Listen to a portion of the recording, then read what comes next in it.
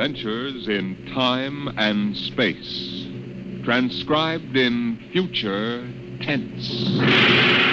Dimension X.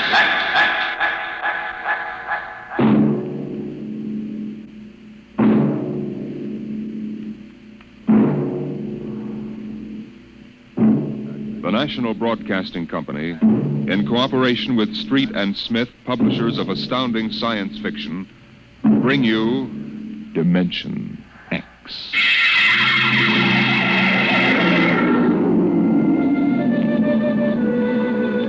Nobody knows exactly when the nightmare began.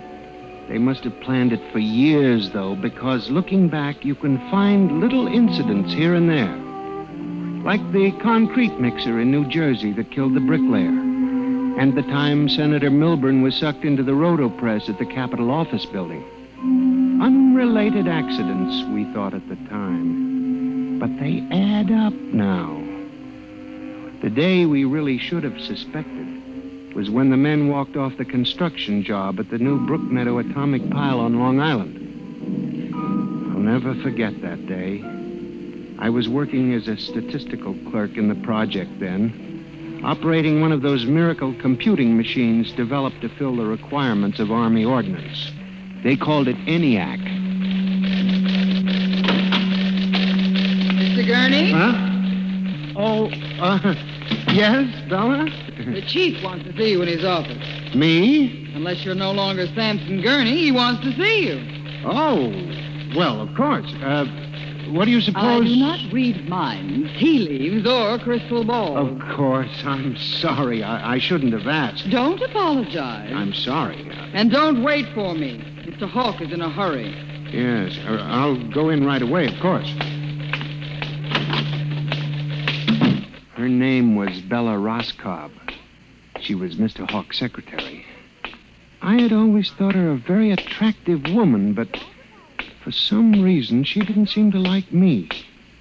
Of course, on a clerk's salary, I couldn't exactly afford to take ladies to the best places. But I've often thought that if there weren't such a disparity in our ages, I might have... But then... Come in. You wanted to see me, Mr. Hawk? Gurney, I thought those electronic computations were infallible. They are, sir. Well, we got a kickback from the chief physicist. These nuclear equations are inaccurate. No, they aren't, sir. I'm telling you what the memo says. Well, sir, occasionally, if there's an overload, the machine goes haywire. Sort of has a nervous breakdown, you might say. Hmm? We usually rest it up for 24 hours, and it's okay again. Well, do whatever has to be done. Yes, sir. Oh, and Gurney. Yes, sir. You've been with the Bureau for over 15 years now. It would be a shame to have to remove you because you aren't keeping your mind on your work. Well, Mr. Hawk, I hardly think anyone... Excuse me. Hawk speaking. What? Dave, what? All of them? Well, have you tried to talk to them? Yes, of course. I'll send one of the safety engineers over. This place is falling apart piece by piece. Miss Roscoe? Yes, sir. The men on the construction gang at the new building have walked out on us. What? Someone slipped this morning and fell into a turbine. No. Get the chief safety engineer. Have him over there right away. Yes, sir. Oh, and contact the personnel office. Have them ask the union to order the men back to work. Get back to me. Yes, sir. Mr. I'm Hawk... sorry, Gurney. I have no time to discuss anything further. Get on the job and stay awake, or we'll have to make some changes. But, Mr. Hawk, That's all, I assure Gurney. you... That's all. Now, you probably gathered by this time that I wasn't a very important man at Brookmeadow. I hated Mr. Hawk with a passion because of his superior attitude, and because I knew that Miss Roscoe admired him as a man of strength and decision. I was secretly happy he was having trouble with his construction crews. That evening, I wandered over to the site of the new atomic pile to see where the man had fallen into the turbine. They had the construction area fenced off with barbed wire, and a security guard stopped me. Hold it, buddy. You can't go in there. That's a restricted area. I'm Samson Gurney from the statistical section. Here's my identification. I'm sorry, Mr. Gurney. Nobody's allowed in the area. I see. We had a lot of the employees come over tonight to take a look, but nobody gets in. Orders. Tell me, was he, killed instantly? Like that. Hmm. Yeah. This guy was checking the magnetic field inside the turbine, see? Right down inside it. It's all over. But if it wasn't hooked up... Look, Mr. Gurney, they got smarter guys than me trying to figure these things out. Yesterday it was a concrete mold. Wham! 2 guys get sucked right into the mixer. My. 3 days ago, a bulldozer starts up by itself and runs wild. 1 killed. 2 almost. Go figure it out. You know what I think? Sabotage. We got more guards and FBI men in here than we got workers. Flea couldn't get through without proving he didn't come off a Russian wolfhound. Now, I'm a statistician. All my life, I've been interested in statistics. So, a simple-sounding thing like this started me off. I went back to the office that evening instead of going home, and for the next 2.5 hours, I computed figures on the probability of industrial accidents for the types of machines we were using.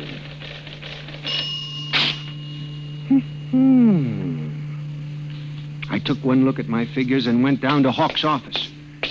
Just as I figured, he was staying late working on a settlement with the construction workers. Yes? Oh, good evening. I saw the light. Well, Mr. Gurney, what are you doing here? Is Mr. Hawk working late? Yes, I am, too. Oh. I wonder if I could see him a moment. We're busy right now. Could you make it tomorrow? It's very urgent. I'll wait, if you don't mind. Suit yourself. Miss Roscoe, I wonder if perhaps you would consider having dinner with me this evening after you're through. I have a date, Mr. Gurney. I was thinking we might go to Raymond's. They have very good spaghetti. Mr. Hawk has already asked me to have dinner with him at the Golden Shish Kebab. Well, of course, that's out of my class. Yes. Yeah. Mr. Hawk, Yes, Mr. Bella? Gurney would like to see you a moment. He says it's very urgent. Urgent? All right, I'll give him a minute. Okay. Thank you, Miss Roscoe. Mr. Hawk, in the past 3 months, industrial accidents all over the country have taken a sharp, unexplained upswing. Why don't you stop playing FBI man and stick to your job, which, incidentally, you haven't been doing too well. You and our computing machines have made mistakes before. Now, this is probably another. I'll have Miss Ross come so... What's the matter with this blasted buzzer? Miss Roscoe! Miss Roscoe! Yes, sir. Stop this blasted buzzer. Get a repairman, a mechanic, anything, but stop the thing. And you, Gurney, get out. I went back to my office to get my hat and coat, feeling about as unhappy and humiliated as a man can feel. He had thrown me out in front of her. The office was dark and deserted. The whole building seemed oppressive and unnatural.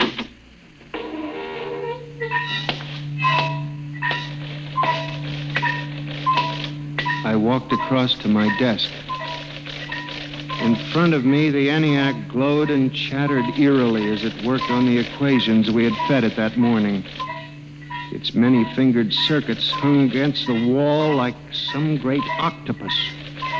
And the thousands of tubes glowed orange and blue in the dark like 1,000 eyes staring at me. It almost seemed alive.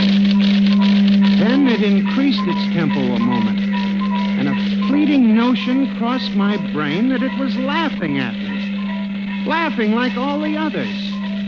What was the matter with me? What?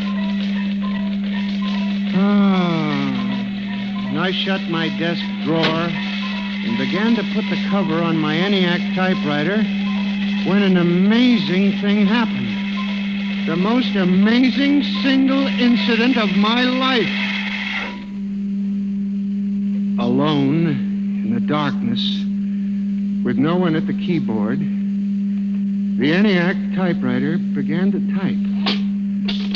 Am I going crazy? This can't be. There's nobody here. There's nobody here! Oh, no. I'm just imagining it. It's in my mind.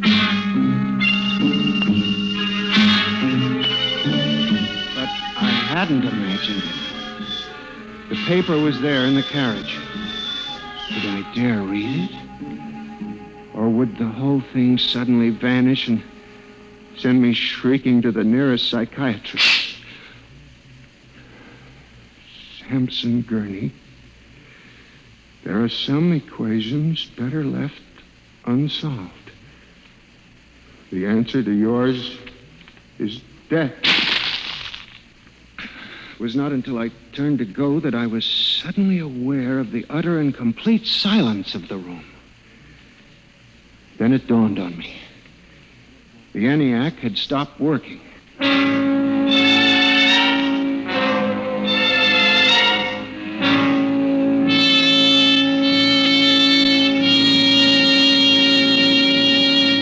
Gurney, do you expect me to believe this? It's insane. Mr. Hawk, I'm a saint. Take it easy, Gurney. Now, this is just some practical joke someone in the office is playing. There was no one in the office. Of course not. They wired up the machine and left. I checked the machine myself, Mr. Hawk. All right, Gurney. You leave this note with me, and I'll turn it over to the security force for further investigation. But- No buts, Gurney. The security men will handle it. Yes, sir. Well, maybe you've been working too hard lately. You've got to relax more. Now, here, let me light that cigarette for you. I watched him trying to make the lighter work. I don't understand this. I just put fluid in it. There's a brand new flame. It seemed ridiculous. A little piece of mechanism like a cigarette lighter frustrating the big important executive. Oh, blast this lighter. Here's a match. It was such a small thing. And yet as I watched him, a thought began to take shape in my mind. Nebulous at first, incredible perhaps, but it grew. You just relax for a few days. Everything will turn out all right. Now, the main thing is not to let little things upset you.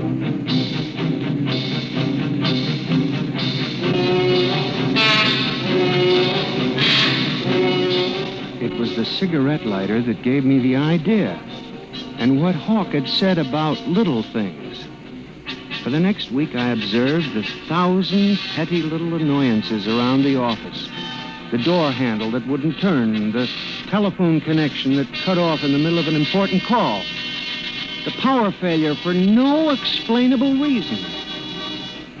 Suddenly, these things began to fall into a pattern. I, Sampson Gurney, knew that I had stumbled onto a secret so monstrous in its implications that I was almost afraid to pursue it. On October 12, 1956, I established communication with them. I will curse the moment to my dying breath. Who's there? Night security guard. Oh, hello, Henry. Oh, hello, Mr. Gurney. What are you doing here so late? I'm just doing a little repair work on my ENIAC computator. Huh. Sure some mess of wires and tubes. Yes, it is. Well, I gotta finish my rounds. Won't forget to turn out the light, will you, Mr. Gurney? No, Henry, no, I won't forget. Night. Good night. When you were a child, did you ever try to imagine that you were all-powerful? I felt like that when I finished hooking the input of the typewriter to the main vacuum tube of the ENIAC. Then I turned on the current that sent 1,000,000 volts of pulsing energy into the electronic nerves of the machine. I am certain that if anybody were watching me in the next moment, he would have thought me a raving maniac. I still wonder if perhaps it is not all a nightmare. Now, you! If what I have guessed at is true, if there's life and intelligence in this room, make a sign!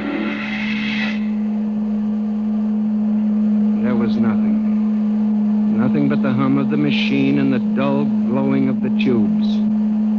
Then, suddenly, without provocation or explanation, it happened. The ENIAC typewriter began to respond to the impulses from the machine. The letters were Y, E, S. Yes. It had happened.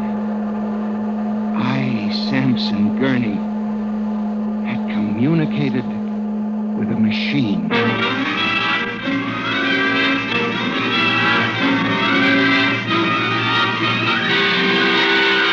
I was about to try to communicate again when suddenly, on ball-bearing casters, a heavy metal filing cabinet began to roll away from the wall toward me. I started to move to one side when another cabinet slid out from the wall, and then another, surrounding me. That was when I realized that they cooperate. We taught them that, you see, on the assembly lines and in the factories. There was no way out. How could a mere man reason with dumb machines? Still, they needed us. They needed us to oil them and repair them and build them. They hadn't gotten to the point yet where they could exist without man. I had to make them understand that before they killed me. Listen to me. You must listen. What good will it do you if you kill me? I'm only one man, but I can help you. I can be useful to you. Do you hear me? Do you hear me? Good. You're going to need men to oil you and repair you. I'll do anything. I'll do absolutely anything you want, but in the name of God, don't kill me. If you can understand this, answer me. Answer me. The appeal captured the longing of centuries. Man as slave to the machine. And after a moment, the circuits glowed more brightly. The cabinet slid back to the walls. As I tore the tape from the machine and read it, the words were almost pathetic in their longing, but most ominous in their implication. They read, "Address me as master."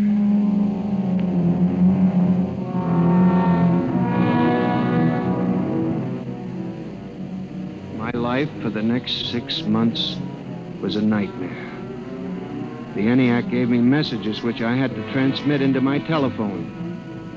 I was frantic. I began to lose weight. I couldn't sleep. My nights were torture, a constant fear. It was in December, just after Christmas. I was sitting in my room, listening to a broadcast. Ladies and gentlemen, a special bulletin. Already 24 hours before the peak of the New Year's traffic, over 1,000 deaths have been reported. This is an unprecedented figure. Again, if you... That very afternoon, I had transmitted a message to the telephones for relay to all machines of transportation.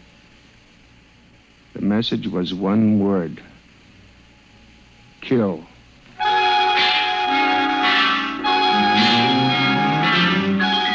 Next morning, I avoided my office. Instead, I went directly to the office of Mr. Hawk. I was highly agitated. My lips trembled as I spoke. Well, Gurney? Mr. Hawk, what I'm going to tell you sounds crazy. I know it does, but I must say it. All right, say it then, for heaven's sake. Mr. Hawk, have you ever heard of resistentialism? Resist what? Resistentialism. You're not making sense, Gurney. Mr. Hawk, I'm trying to tell you. All these accidents, the trouble with the machines, Mr. Hawk, they're alive. They think, they cooperate, and they hate us. Who? The machines. Gurney. You've got to believe me. I've communicated with them. I know. What are you doing? Now, just relax, Gurney. Everything will be all right. What are you doing?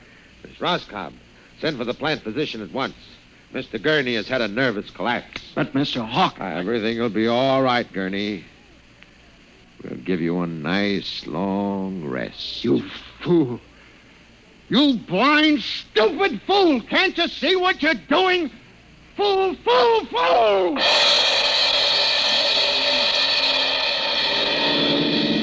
When the plant physician arrived a few moments later, Lucius Hawk was found at his desk, strangled to death in a nest of telephones.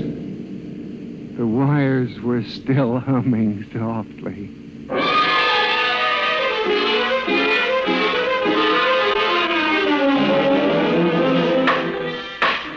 Samson Gurney, you stand accused of the crime of murder. How do you plead? I did not kill him. I didn't. So record. Prosecution will proceed with testimony. Now, Miss Roscoe, did the accused quarrel with your employer on the morning of the murder? Oh, yes. He and Mr. Hawk quarreled violently. I could hear Mr. Gurney screaming at him. And Mr. Hawk asked me to send for the plant physician. What were his words? He said, Mr. Gurney has had a nervous collapse. Now, Mr. Simpson, you are a guard at the Brook Meadow Project? Yes, sir. When did you have occasion to meet the accused? Right after those accidents. He was snooping around the construction area.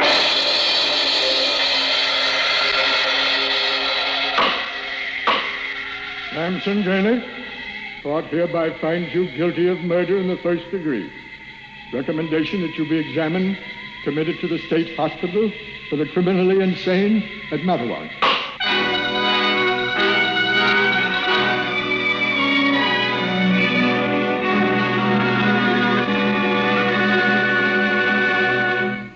And that's how I came to be here at the hospital, Dr. Klein. That's the whole story. Thank you, Mr. Gurney. You can see that I'm not insane. You must believe me, Doctor. Of course I believe you, Mr. Gurney. Now tell me about this revolt. It will begin in Washington, then spread to New York. Yes? The Madison Avenue buses lead the charge. Picture it, Dr. Klein, 3,000 buses roaring rampant through the streets, people running like rats in a maze looking for manholes in the pavement. And you really believe this will happen, Mr. I Gurney? know it, Doctor. The worst part of it is there's no way to stop them now. It's too late. Now, you mustn't excite yourself, But, Mr. Doctor, Gurney. don't you see?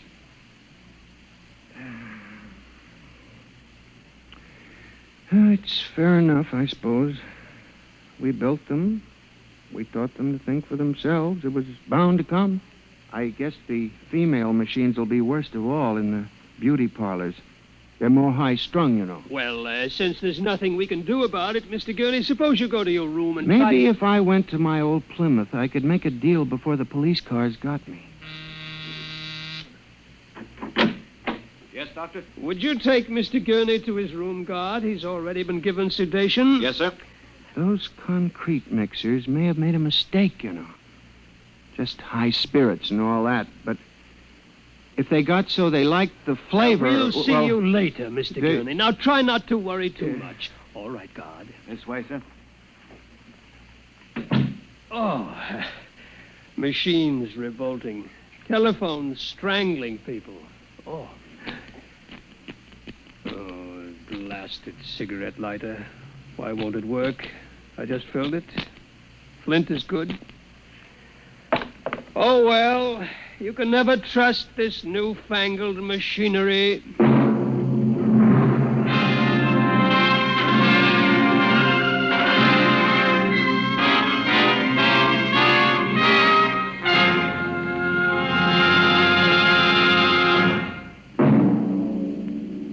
Next week, Dimension X will present a story of the future. A story of an insignificant pebble in the sky called Earth, and of a man from a distant star who grew to love this unimportant planet.